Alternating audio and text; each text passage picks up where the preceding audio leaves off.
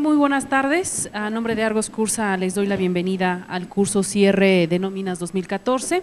Doy la bienvenida también a todas las personas que nos ven a distancia en tiempo real. Y bueno, vamos a dar inicio. Les voy a presentar al expositor que viene de Chihuahua. Para quienes no lo conocen, es contador público y maestro en impuestos por la Facultad de Contaduría de la Universidad Autónoma de Chihuahua, expositor y conferencista a nivel estatal y nacional, miembro activo del Colegio de Contadores Públicos de Chihuahua, socio director y encargado del área fiscal de Consorcio Innovar, miembro activo de Argos Cursa Chihuahua. Además es titular del programa Contacto Tributario, que se transmite todos los martes a las 11 del día a través de www.argoscursaradio.com. Les pido por favor un fuerte aplauso para darle la bienvenida. Gracias, Sol. Buenas tardes a todas las personas que nos visitan el día de hoy. También a las personas que nos ven a distancia. Cierre de nóminas.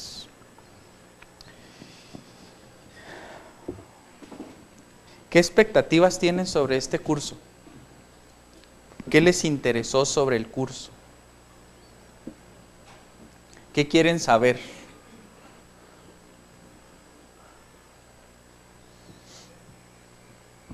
Bueno, vámonos, pues nadie quiere saber nada. No se crean.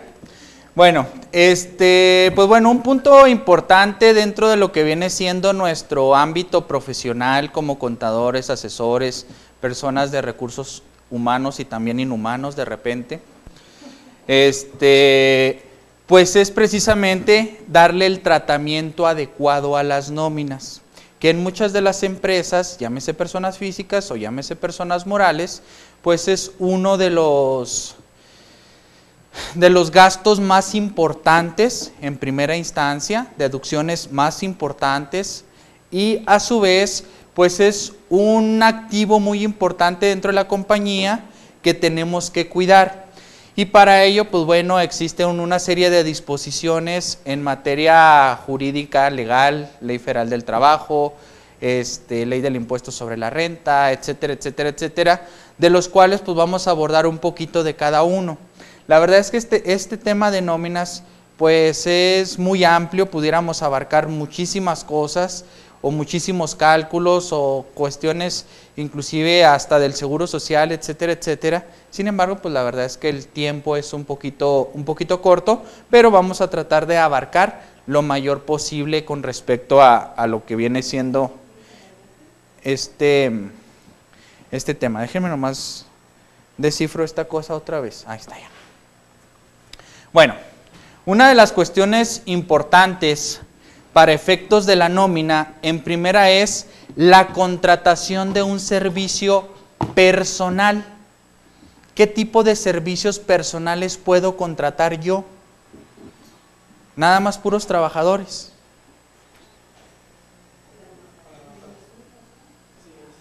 ¿No? ¿Sí?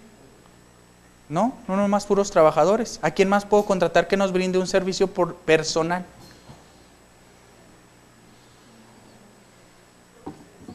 A un profesionista, como por ejemplo un abogado, un contador, un LAE, un LAF, un ingeniero inclusive, etcétera, etcétera. Entonces, precisamente el primer punto a tocar es esa contratación del servicio personal.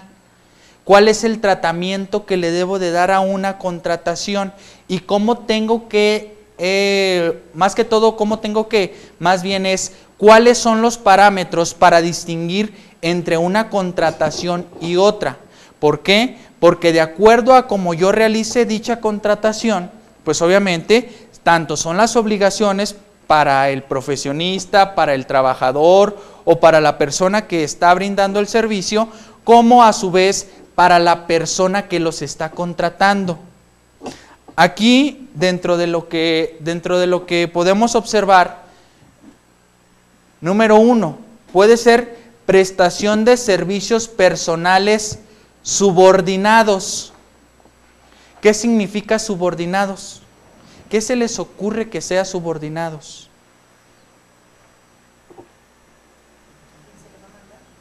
Exacto, que existe un mandato y que existe una obediencia sobre ese mandato. Básicamente a eso es a lo que estriba la subordinación.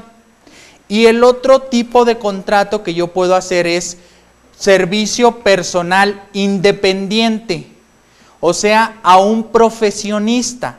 No va a existir una relación laboral. ¿Por qué? Porque no va a existir una subordinación. Prácticamente la subordinación está relacionada a que existe el mandato de obediencia, a que cuando yo vaya a realizar mi servicio, pues la persona con la que yo le voy a brindar el servicio me diga a qué hora entro, a qué hora salgo, me tenga un reloj checador, inclusive me tenga un jefe, etcétera, etcétera. En los servicios independientes no.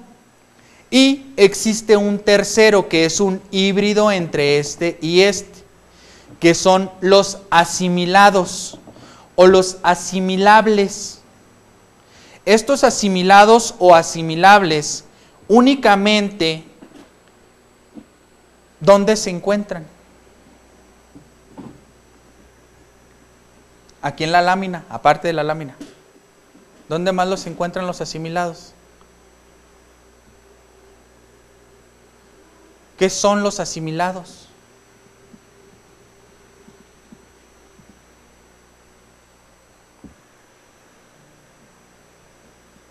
La ley del impuesto sobre la renta es la única que habla sobre ese término. Los asimilados. ¿Qué significa? Que son percepciones que recibe una persona por prestar un servicio personal, ¿sí? Que sin ser subordinado, únicamente se le va a asimilar, se le va a dar el tratamiento como si fuera subordinado o como si fuera sueldos y salarios para efectos única y exclusivamente del cálculo del impuesto sobre la renta. De ahí en más, los asimilados no existen en la Ley Federal del Trabajo ni en ninguna otra ordenamiento legal, ¿sí? Entonces, es muy importante saberlos distinguir y saber que no son sueldos donde hago un contrato de asimilados para no pagar el seguro social, porque es lo que la mayoría de las personas hacen, la verdad. ¿Qué dicen? Va a entrar una persona a trabajar y pues todavía no le quiero dar planta, quiero ver cómo trabaja, quiero ver si trae los conocimientos técnicos que en su momento él está diciendo. Entonces, algunas personas dicen, pues asimílalo a salarios, pero en realidad no es un asimilado. ¿Y por qué no es un asimilado? Les pregunto yo a ustedes. Porque existe la subordinación, ¿sí? ¿Por qué? Porque él tiene que cumplir con un horario, porque el patrón le puso un jefe o directamente el patrón es su jefe, y porque cada quincena le entrega su percepción, o cada semana o cada decena, o la periodicidad que se haya estipulado dentro de lo que viene siendo el propio contrato que en su momento, porque en el mejor de los casos existe contrato, porque en realidad casi nunca existe el contrato para estos efectos. ¿Quiénes de los que están aquí son contadores? ¿Los demás son LAES o qué son? ¿Recursos humanos? ¿Recursos humanos? Bueno, para efectos de la plática voy a tocar mucha terminología fiscal, ¿sí? Me voy a enfocar mucho en la terminología fiscal. ¿Por qué? Porque precisamente este cierre de nóminas va relacionado al cálculo anual de los trabajadores que tenemos que hacer. ¿Cuándo? Ya. ¿Sí? Obviamente la obligación es hasta el 31 de diciembre, inclusive presentar una declaración informativa en febrero, pero lo tenemos que hacer ahorita, precisamente para evitarnos problemas futuros. ¿Con quién? Pues con los trabajadores, que es un hilo bastante delgado que en cualquier momento se puede romper. y que esa ruptura de ese hilo pues nos pudiera traer cualquier contingencia laboral, fiscal, etcétera, etcétera, etcétera. Ok, entonces nada más para efectos de poder diferenciar. Subordinados directamente, Ley Federal del Trabajo. Asimilados única y exclusivamente, Ley del Impuesto sobre la Renta. Y los honorarios como tal o prestación de servicios personales independientes se rigen bajo términos civiles. Es un contrato en términos del Código Civil. No es en base a la Ley Federal del Trabajo ni a ningún otro ordenamiento jurídico que corresponda.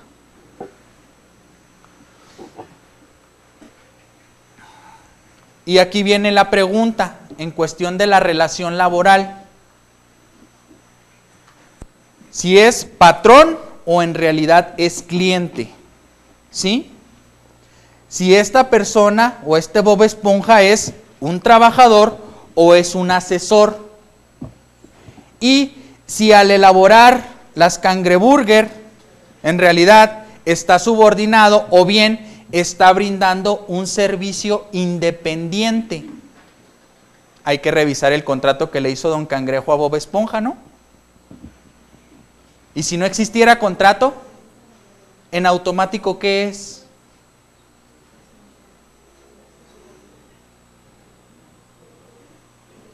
Si no existe contrato, en automático es subordinado. ¿Sí? Depende. ¿Depende de qué? Depende si Don Cangrejo le dijo, ¿sabes qué? Tienes que llegar a las 8 de la madrugada e irte a las 8 de la noche. O si nada más él dice, no, ¿sabes qué? Yo nada más te voy a asesorar cuando yo pueda de cómo se hacen las cangreburger. Es muy diferente. Y aun y cuando no exista contrato en ninguno de los dos casos, todavía no podemos definir si es subordinado o si es una prestación de servicios independiente. Pero para efectos del Seguro Social, ¿qué es? Subordinado. Al Seguro Social no le interesa. Si es por honorarios o como sea, si no existe cómo ampararle al Seguro Social de cómo se está brindando el servicio, para el Seguro Social es subordinado y me debes cuotas obrero-patronales. Así es que hay que tener cuidado en este aspecto. Y hay que definir muy bien lo que es la relación laboral.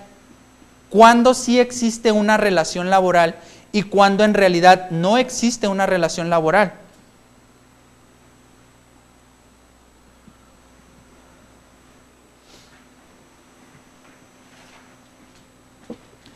Aquí trato de diferenciar entre uno y otro, ¿sí? Los subordinados deben de tener un contrato en los términos de la Ley Federal del Trabajo. Existe una relación laboral patrón-trabajador. El patrón pone el lugar de trabajo, la jornada de trabajo y a la remuneración se le va a denominar salario y existe la supervisión de las labores y un mandato expreso, ¿sí?, que es la subordinación como tal. Entonces, si se fijan, porque ustedes no han hablado. No sé a quién le tienen miedo, al cabo no les voy a poner examen al final. Hemos hablado, he hablado mucho sobre el término subordinación. Quiero que quede muy claro la subordinación, para no darle otra tesitura, otro tratamiento que no sea el adecuado a lo que viene siendo un contrato en términos civiles, a lo que es un contrato en términos laborales. Para efectos de los independientes, el contrato es en términos civiles de prestación de servicios independientes. Ahí estriba la diferencia, independientes o subordinados. Los servicios se prestan en el domicilio del prestador. Ustedes han de decir, y en ocasiones en el domicilio de la persona que nos está contratando. Sí, tienen razón. Pero también muchas de las ocasiones se presta a través de una tercera persona, o sea, a través de empleados del propio prestador del servicio. No existe una jornada de trabajo. ¿Qué significa? Que esa persona no me dice, ¿sabes qué? Tienes que llegar a las 8 de la mañana, si no te quito tu bono de puntualidad. No, yo puedo llegar a la hora que yo quiera. Bueno, previa cita, porque si no, no está el jefe y después ¿quién me atiende? Y esas personas son muy ocupados. Bueno, me han dicho. La remuneración se denomina honorarios y para efectos del impuesto sobre la renta, se regula bajo el capítulo 1 del título cuarto. ¿Y a qué se refiere el capítulo 1 del título cuarto? El título cuarto, bueno, la ley del impuesto sobre la renta está dividida en títulos. Cada uno de los títulos se refiere a algún tipo de contribuyente, ¿sí? El título cuarto en específico nos habla sobre las personas físicas. Y en su capítulo 1 de ese título nos habla sobre las personas físicas que obtienen ingresos por sueldos y salarios y conceptos asimilados. Por eso, aquí en los asimilados también habla del capítulo 1, título cuarto. En los honorarios no están regulados bajo el capítulo 1, sino están regulados bajo el capítulo 2. ¿Y el capítulo 2 a quién se refiere? Aparte de los honorarios, a aquellas personas que obtienen ingresos por actividades empresariales, o sea, los que tienen una tiendita, por decir algún ejemplo, y los prestadores de servicios personales independientes, o sea, los que obtienen honorarios, aquellos que expiden un recibo de honorarios. Pero estos, a pesar de ser capítulo 2, se pueden convertir en capítulo 1 bajo el esquema de los asimilados a salarios, que ahorita más adelante vamos a ver cómo y qué es lo que en realidad tendríamos que hacer para que eso pueda suceder legalmente, ¿sí? En las empresas que ustedes tienen manejan los asimilados a salarios, ¿no? ¿En ninguno? Sí, en algunos sí. Y en realidad sí son asimilados, ¿sí? Por ejemplo, en el caso de usted, en el micro, porfa. En el caso de usted, ¿qué hace esa persona que se asimila? Es una escuela y van a dar clase, por ejemplo, de música por 1 hora o así, o 2 a la semana. No están ahí todo el día. No están ahí todo el día. Pero usted sí le dice, ¿sabe que tiene que venir a tales horas? Es que no importa que no esté todo el día. Ajá, sí, de acuerdo al horario de los niños, van y a lo mejor es de música, que van y dan su horario y ya, y se van. Si se fijan, ahí en ese caso en específico hay una línea muy delgada entre si es asimilado como tal o no. ¿Por qué? Porque en realidad, pues sería trabajo por hora, ¿no? Inclusive la misma Ley Federal del Trabajo ya establece los trabajos por hora. En el caso, usted fue el que levantó la mano, ¿verdad? En el caso de usted. Sí. En el caso de usted, ¿qué hace esa persona? Bueno, estamos en un despacho, somos los socios del despacho, somos socios, okay. Todos estamos como asimilables por sociedad. Ok, es una sociedad civil. Entonces, Ok, bueno, ahí sí en ese caso, totalmente asimilados a salarios, cuando perciben los anticipos o rendimientos. En el caso de la escuela, la verdad, ahí sí hay que tener cuidado en ese aspecto, de que si llega alguna revisión, pues tener muy bien amparado el asimilado. ¿Hay contrato por ese asimilado? Sí. ¿En qué términos? Me parece que es ¿Civil? Sí. Ok, perfecto. Entonces, hagan de cuenta que hay que hacer inclusive un contrato civil como si esta persona tributara, o es más, de hecho, como tributa en pero con una cláusula específica donde diga que esa persona puede optar porque se le asimile a salarios en términos del artículo fulanito de tal, fracción tal de la ley del impuesto sobre la renta. Eso es lo que hay que tener a la mano. En el caso del despacho, en realidad no es tan indispensable. ¿Por qué? Porque para el despacho, pues está la escritura constitutiva de la sociedad civil, y ahí se establece quiénes son los socios, ¿sí? Y el tratamiento fiscal de una sociedad civil, pues es prácticamente ese, el asimilar cualquier anticipo o rendimiento que se otorgue a ellos. En cuestiones, por ejemplo, de una, por llamarlo de alguna manera, de una planeación fiscal, si ustedes se fijan, en este se tiene que trasladar el IVA. En este, cuando te conviertes en este, no, a pesar de que en realidad estás brindando un servicio personal independiente. ¿Y por qué no? ¿Por qué aquí no y por qué aquí sí?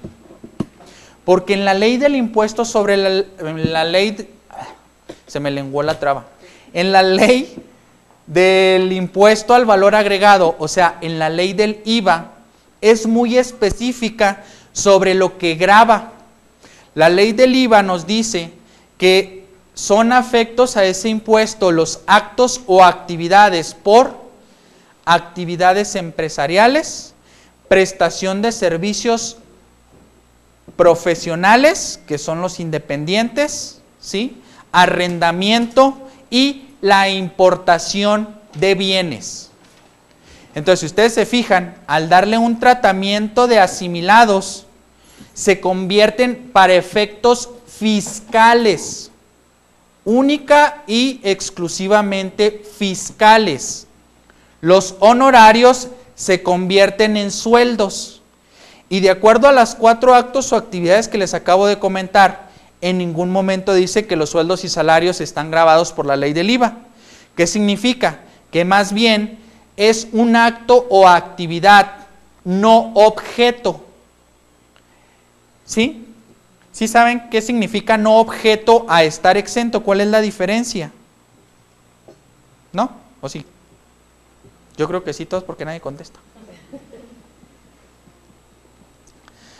De todas formas, se los voy a explicar por qué.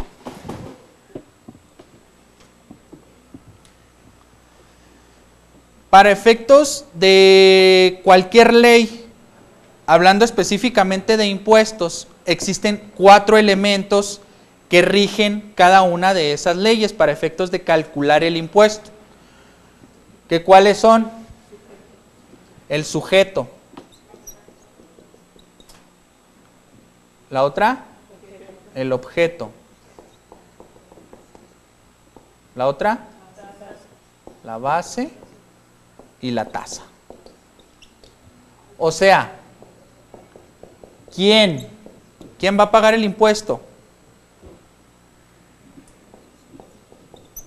¿Sobre qué? ¿Cómo? ¿Y cuánto? ¿Sí? Entonces, en cada ley fiscal debe de existir un objeto. Para efectos de la ley del impuesto sobre la renta, en términos muy generales, para no entrar mucho a detalle, nos dice que cualquier incremento patrimonial es objeto de ese impuesto. Cualquier obtención de ingresos, debo de pagar el impuesto sobre la renta. ¿Sí? Hasta ahí me dice que cualquiera. Pero ustedes me van a decir, bueno, y existe un artículo 93 en la ley actual, anteriormente artículo 109, específicamente para las personas físicas, donde nos dice, no se paga el impuesto por estos conceptos. Y luego vienen una serie de conceptos. Bueno, eso no significa que esos ingresos no sean objeto. Sí son objeto, pero están exentos. Un ingreso no objeto, para efectos, por ejemplo, del IVA, como les comentaba ahorita, los únicos que son objeto es actos o actividades por enajenación de bienes, honorarios, arrendamiento y la importación. Entonces, en la ley del IVA los marca de manera limitativa. ¿Qué significa? Única y exclusivamente estos. No hay ningún otro más. En este sí abarca demasiadas cosas porque el concepto está muy abierto. Entonces, ¿qué significa? Como aquí en ningún lado dice sueldos y salarios, por lo tanto es un ingreso no objeto. Por eso los honorarios que se convierten en asimilados serían no objeto del impuesto, por lo tanto no se tendría que trasladar el impuesto.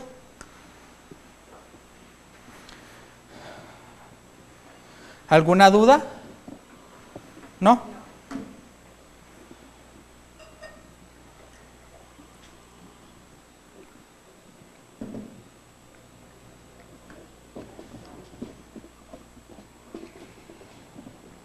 Bueno.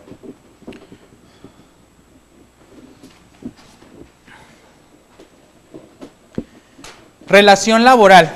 Para que exista una relación laboral, pues obviamente debe de existir un trabajador y un patrón. Que un trabajador es la persona física que presta a otra física o moral un trabajo personal subordinado. Otra vez el término subordinado, ¿sí? Y el patrón es la persona física o moral que ocupa a uno o varios trabajadores en forma subordinada y a cambio se obliga a remunerar el trabajo prestado. La relación laboral, ¿qué es? Es un vínculo que nace de la prestación de un trabajo personal subordinado a cambio de una remuneración económica denominada salario y no requiere formalidad alguna. ¿Qué significa esto? Que aún y cuando no exista un contrato, eso no significa que no existe la relación laboral. Antes, al contrario, los patrones que no hacen un contrato para con todos sus trabajadores pueden llegar a tener una contingencia bastante considerable. ¿Por qué? Porque si no existen las reglas del juego, ¿qué va a suceder? Pues cualquiera las puede romper, ¿sí o no? El asunto aquí es que cuando se rompen las reglas, el más beneficiado siempre es el trabajador. ¿Por qué? Porque la Ley Federal del Trabajo es muy paternalista para con los trabajadores. La falta de formalidad es imputable al patrón, o sea, es culpa del patrón, no es culpa del trabajador. ¿Qué significa? Que si yo invito a X número de personas o a una persona, oye, necesito que me ayudes a bajar todos los días a las 8 de la mañana una carga que trae el camión fulanito de tal, y nada más eso vas a hacer. Y te pago lo que corresponda por los macheteros que sean, ¿sí? No los de Atenco, otros. Desde ahí, ¿existirá una relación laboral o no? Sí, sí existe, porque le estoy diciendo, ven todos los días, aun y cuando no exista un contrato. O es más, no vengas todos los días, nada más ven el mes de diciembre. Todo el mes de diciembre te necesito aquí. Pero como nada más es diciembre, pues ¿para qué le hago contrato? Es más, vamos a asimilarlo a salarios. Para que nos ayude aquí a bajar los juguetes. Bueno, aquí no es en diciembre, aquí es en enero, que es el Día de Reyes. Allá por mi rancho sí es en diciembre. Más que todo. Entonces, los puntos aquí importantes a destacar son esos, ¿sí? Que la relación laboral no requiere de formalidad, ¿sí? Y que la falta de esa formalidad, la falta de ese contrato es única y exclusivamente culpa del patrón. Y como ahorita les comentaba, ¿de quién es la culpa al final de cuentas? ¿De quien rompe las reglas? Las leyes respectivas y los tratados celebrados y aprobados en los términos del artículo 133 de la Constitución serán aplicables a las relaciones de trabajo en todo lo que beneficie al trabajador a partir de la fecha de la vigencia. Artículo 6 de la Ley Federal del Trabajo. En la interpretación de las normas de trabajo se tomará en consideración sus finalidades señaladas en los artículos 2 y 3. En caso de duda, prevalecerá la interpretación más favorable al trabajador. Así lo establece la propia Ley Federal del Trabajo. Así es que hay que tener mucho cuidado, sobre todo ahora, para las personas que son contadores y que aparte de hacer la nómina también llevan la contabilidad. Con la contabilidad electrónica, no nada más la contabilidad electrónica va a servir para el SAT, sino va a servir para el IMSS, el Infonavit, el RCB, para las recaudaciones de rentas, etcétera, etcétera. Si no existen contratos de trabajo, cuando nosotros entreguemos algunas percepciones o algunos asimilados o X, Y, Z, la autoridad, fuera cual fuera esta, ¿qué es lo que va a decir? A ver, mándame primero el contrato donde dice lo que le estás pagando y por qué se lo estás pagando. ¿Y si no hay contrato? No, pues es que lo mandé allá a Chihuahua en baile. No, no se crean. Lo mandé allá a Chihuahua a entregar un pedido y no está ahorita, y pues no hay quien me firme el contrato porque ahorita me lo están pidiendo. Imagínense nada más que llegara a suceder eso. Entonces, aquí los puntos importantes estriban en eso, y esto pues no es de la ley nueva, Ley Federal del Trabajo nueva para acá. Nosotros ya sabíamos que siempre ha sido muy paternalista la Ley Federal del Trabajo. ¿Y por qué es tan paternalista?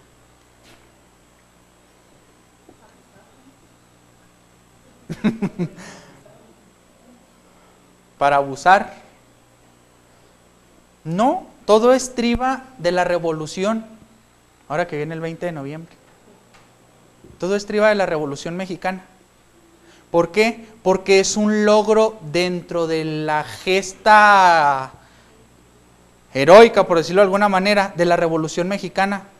Y así lo establecieron en la Constitución, y a su vez por eso el 123 constitucional le da vida a la Ley Federal del Trabajo, y por eso es tan paternalista. Por los abusos que ocurrían anteriormente, pues ahora sí que nosotros somos los que estamos pagando. Pagan justos por pecadores. Vayan y saquen a Porfirio de la tumba.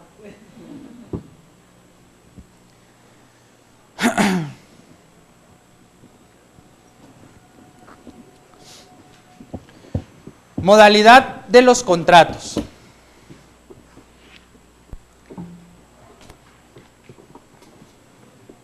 Aquí el primer punto a destacar es la subsistencia de la materia del trabajo. ¿Qué significa esto?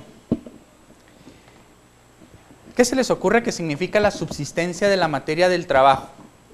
Salud. Salud. Estornude fuerte, hombre. No. Sí, bueno. La vigencia podría por ahí. Que exista la relación laboral. Podría ser también. Vamos a suponer que yo los contrato a todos ustedes para hacer computadoras, ¿sí? Yo me dedico a hacer computadoras y voy a abrir una línea de producción para hacer computadoras. Entonces yo digo, les voy a hacer un contrato por tiempo determinado. ¿Será válido? ¿Bajo qué tesitura? Yo los contrato a todos ustedes para hacer las computadoras, pero digo, a todos los voy a probar a ver si funcionan, porque a lo mejor algunos me ponen las teclas al revés. ¿Yo cómo sé? Entonces digo, pues le voy a hacer un contrato por tiempo determinado de un mes. En un mes ya me doy cuenta si me van a servir o no me van a servir. Y al mes llega el mes y digo, no, ninguno me sirvió. Adiós todos. Y de acuerdo al contrato en cuestión de determinado el tiempo, los corro. ¿Será legal eso? No es legal. ¿Por qué? Porque subsiste la materia del trabajo y no puedo hacer un contrato por tiempo determinado bajo esa tesitura. ¿Por qué? Porque yo voy a seguir produciendo computadoras, pero ya sin ustedes, porque no me sirvieron. Entonces, yo me voy a seguir dedicando a eso. La materia del trabajo sigue existiendo. Es muy diferente hacer un contrato por tiempo determinado porque Lupita, la secretaria, está embarazada y se va a incapacitar. Sí va a subsistir la materia del trabajo, pero ahí sí está justificado el hacer un contrato por tiempo determinado. ¿Por qué? Porque existe una terminación específica en términos de otros derechos del propio trabajador. En este caso, ¿por qué? Porque tiene 40 semanas. ¿40 semanas son? No estaba tanteando. Así que porque tiene X número de semanas pre y postnatales. Entonces, ahí sí vale el contrato por tiempo determinado. O el contrato por obra determinada, que es otro tipo de contrato. Por ejemplo, vamos otra vez al punto de las computadoras. Yo tengo que hacer un lote de 500,000 de computadoras en un mes. Entonces, pues obviamente la capacidad que tengo instalada o el personal que tengo ahorita es insuficiente. ¿Qué hago? Contrato X número de personal para sacar a flote lo que viene siendo el pedido que me hicieron. Ahí sí es válido, pero es por obra determinada. O contrato albañiles porque voy a hacer un edificio X y no le pongo tiempo, pero sí lo especifico que es por obra determinada. ¿Qué significa? Que al terminar la obra, ya pues ellos, chau, bye bye, Dios que los bendiga y a mí que no me olvide. Así de simple y de sencillo. ¿Sí? Y pues en realidad el que rifa y controla es el contrato por tiempo indeterminado. Y las dos modalidades nuevas de contratos que vienen con la nueva Ley Federal del Trabajo, que es el periodo de prueba y el de capacitación inicial, en realidad, ¿cuál es la terminación de este? ¿Es por obra determinada, por tiempo determinado o por tiempo indeterminado? Exacto, es por tiempo indeterminado. ¿Por qué? Porque todo va a estar en las pruebas, etcétera, etcétera, que rijan estos. No voy a hacer, se terminó el periodo de prueba y ahora sí te voy a hacer uno por tiempo indeterminado. No, el mismo contrato lo hacen por tiempo indeterminado, nada más establece una cláusula específica donde diga que está en periodo de prueba o bien que la persona está en capacitación inicial. Que esto ya lo venían haciendo muchas personas, nada más que de una manera ilegal. Ahora la legislación laboral pues está tratando de hacerlo legal. Y les digo está tratando porque todavía hay lagunas al respecto, que ahorita vamos a ver más adelante. ¿Alguna pregunta? Sí. En el micro, por favor, porque si no nos regañan los que están a distancia. No, no se crean, por respeto a los que están a distancia. Okay. Sí, ya ahí está. Okay. Una pregunta, ¿qué requisitos, porque no los veo en la Ley Federal del Trabajo, existen para que en un contrato indeterminado sujeto a capacitación inicial pueda yo probar ante la Junta que realmente la persona no daba el ancho? Es precisamente al punto que les comentaba ahorita, o sea que ahorita no existe y todavía no lo regulan la manera en la cual yo le voy a probar a la Junta que esa persona pues no sirvió para el trabajo para el cual yo lo contraté. Lo único que podemos hacer, y eso hasta cierto punto, pues es crear nuestra comisión de capacitación y adiestramiento. Pero esa comisión, aún así, no existen reglas claras para que en realidad den un veredicto o no. Entonces todavía queda en el aire esa cuestión. Pero pues mínimo, pues ya con lo que diga la comisión, porque ya está establecido en la ley, pues ya tienen un antecedente para pues, cualquier cuestión laboral al respecto. Porque pues el trabajador va a decir, no, pues es que yo sí sirvo para eso. Y el patrón va a decir, no, pues es que no sirves para esto.